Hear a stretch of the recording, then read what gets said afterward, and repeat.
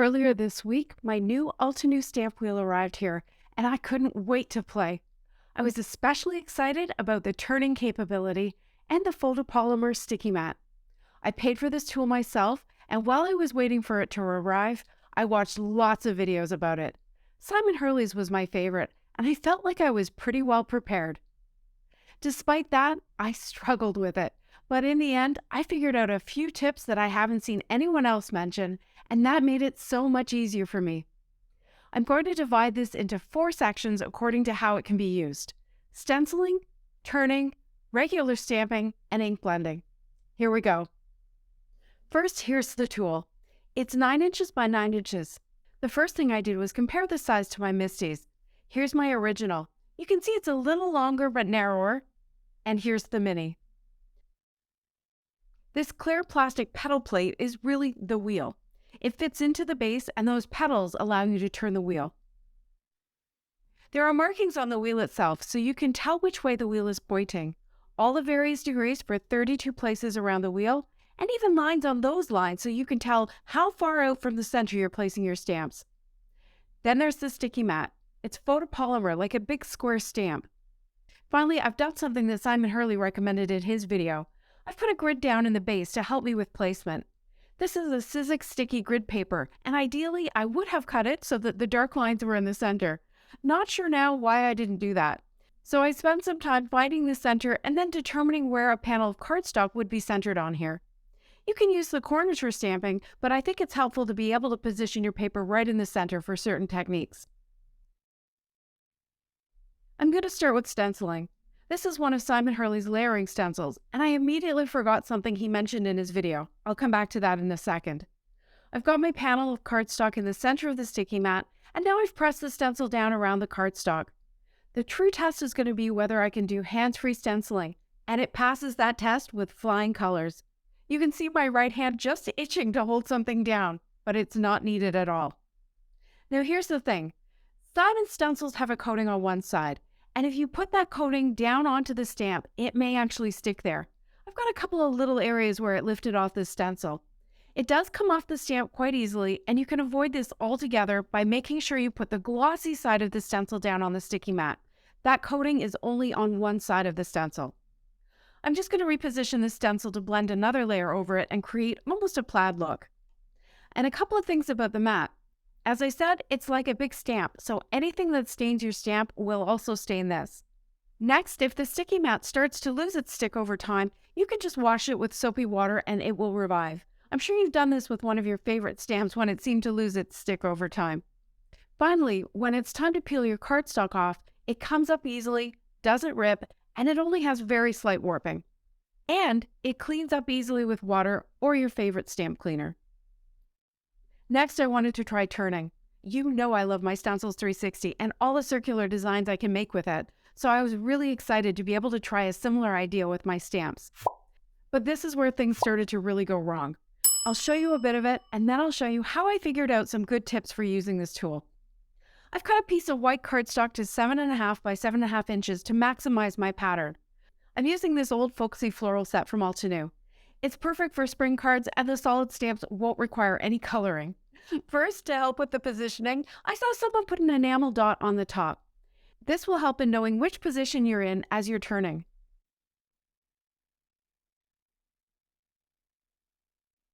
I tried a couple of turns, but I lost track pretty quickly. I had already had another idea, which was to number each of the petals on the wheel, maybe with vinyl numbers. And at this point, I thought I would just add some tape on the odd numbered petals, 1, 3, 5, and so on, just to see if the idea would work as I thought it would. I put the numbers going clockwise because that's how I turn the wheel, and of course I needed to put them counterclockwise to turn the way I wanted to.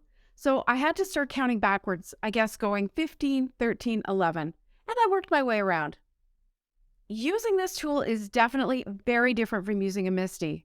I found that the best flow for me was to ink up the stamp, flip the wheel over, figure out where I wanted it, then put the bottom 2 petals into their corners and press down on the rest of the wheel.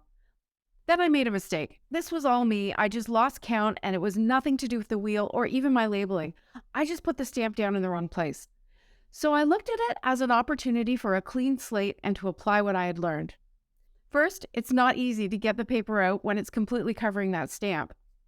So I cut the next panel to 7 inches square. Next, since I was working at the bottom so much, which is closest to me, I started putting my number 1 petal there for stamping. Now when I move to 3, then 5, then 7, I'm turning the wheel counterclockwise, and for some reason it just felt better to me. It definitely felt like a weird motion to flip the wheel to ink up my stamp. But by watching the numbers and just by focusing a little bit, this time, which remember was only my second time, it was so much easier. Once I had the first image down all around my paper, I thought about how the Stencils 360 works so you can blend different colors through on the same rotation and how to apply that technique here. So I added 3 more stamps, well 4, but I put the 2 leaves close together since I'll use the same color on them. I positioned the tulip, then the flower center and the leaves in 3 spaces on the wreath that are far apart. I tried to make sure that the leaves were not in the space that the tulip will fit into between the pink flowers. Then I was able to go back to number 1, flip the wheel over and ink it up with 3 different colors and stamp it down. My flower center isn't positioned exactly right, but that's my fault, not the wheel, and I decided to leave it just to add a little bit of interest to this whimsical wreath. I worked my way around and was most interested to see what would happen when the tulips and the leaves got closer together, and in the end it all worked out. I had managed to space them properly. So I continued on until that part of the wreath was completed. Then I did one more round with the layering portion for the tulip and an extra leaf on the end side of the wreath. This is becoming much easier for me now, and I'm really enjoying the ability to make designs like this with my stamps. Before I move on to regular stamping and ink blending, I want to talk about storage. Anytime I buy a new tool, I have that eternal struggle. I want it close at hand so that it's easy to remember to actually use it, but it also has to be in a place that makes sense and is out of the way. You can lie this flat, and one option for me would be to store it with my Stencils 360 tool. But it's also a bit like a MISTI, so maybe it should be stored there. Having the wheel in its place makes that a little bit difficult, but storing it with this sticky mat covered with acetate and the wheel just next to it, that allows me to store it right with my MISTIs, and that will remind me that I have it whenever I reach for one of them. Organization really is an ongoing process, isn't it? As we get new things or get rid of old things from our stash. And it really is a personal thing too, depending on our personalities and what we have and the space we have to keep it in. But it is important, whoever we are, so that we know where our stuff is and so that we can actually get creative with it. That's why we have it. If organization is something you struggle with, then you might be interested in the brand new Paper Crafters Get Organized Summit on April 21st to 23rd. It's hosted by my friends Justine and Laurel, and there are over 25 different paper crafters giving presentations specifically geared to organizing for paper crafters. These are names you know: me, Natasha Foote, Carissa Wiley, Juliana Michaels, Tiffany Solorio, and many more. Paper crafters like you who have all come together to give you tips that work, that will make sure you're creating rather than searching for your stuff all the time. Like other summits, you can attend for free and watch all the videos for 24 hours on that weekend, as well as participate in live chats with the presenters. Or you can upgrade to get access to the videos right away, as well as some other extra stuff. I've put a link in the description box below so you can get more information and see if it's something that interests you. Be aware that if you do opt to purchase that upgraded ticket, you'll have a very special price for the first 30 minutes only. Now let's try some regular stamping. One of the questions I have is whether you can move the cardstock within the tool like you can in the MISTI without bending the cardstock. I'm stamping a honeybee happy word in my 4 colors, and I want to fit them all on one panel so I can die cut them after. I was being lazy and I didn't really measure, so I only ended up fitting 3 happies on the cardstock as I moved up each time between stamping, but I'm happy to report that I had no bending from the edge of the tool. Your cardstock width would be limited to the width of the space between the 2 gold corners though. If your cardstock was any wider, you'd get a crease where the clear wheel fits into the base for sure. To finish these cards, I've cut the wreath into 4 3.5-inch squares. Now I'm going to use the wheel for multiples like I would use a MISTI.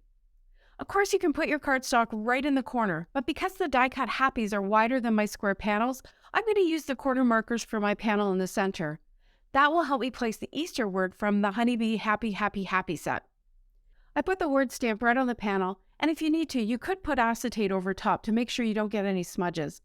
Then I flipped the wheel and I inked it up with blackjack ink. This dark gray ink will give just a slightly softer look than black. One thing to note here, on the Misty, the door is attached, so it just sits there while you're changing your cardstock for the next one. Since this wheel lifts right out, you need a place to put it while you're moving the cardstock. I started by putting it to the side, and I ended with it kind of sitting vertically on my lap between my body and my desk. That may evolve as I use it more, but it's just something to note. Finally, let's try some ink blending. I wanted to ink blend some color onto the bottom of the front of my card bases to match my big happy words, and I'm thinking this sticky mat is the answer. I removed it from the base so I wouldn't have awkward edges to try and get my arm around while I'm blending. And for this, the test is whether I get any ink on the inside of my card. I don't think I will because that mat is pretty grippy with the card base. I finished these cards very simply, not a lot of dimension, just some shimmer spray and some clear gems from Crafty Meraki. And for this card, I used a Waffle Flower Happy die with the Honeybee Stamps birthday word from that same Happy Happy Happy set, and some die-cut flowers from the same Altenew Folksy floral set. So is this new tool worth it? For regular stamping, to me, that flip motion is going to take a while to get used to, although that may happen as I'm doing all the spinning I just talked about. I think for quick sentiments and even multiple stamping, I'll likely still be reaching for my Misty. But I love that sticky mat, both for stenciling and regular ink blending. It grips completely without ripping or too much warping. It's easy to clean, and it's sturdy, and the sticky is refreshable with water. I get the sense, though, that they'll be selling that separately at some point, so if that's all you want this tool for, you may want to wait. For spinning, despite my initial learning curve, I love the possibilities this gives me for getting more from my stamps. I feel like I've really just touched the surface of the possibilities there. For me, I do think I'll get my money's worth. Any tool that makes it easier to do basic things like ink blending and stenciling, and helps me get a new, different look from supplies I already have on hand, is a good tool in my book. Thanks so much for watching. See you next time.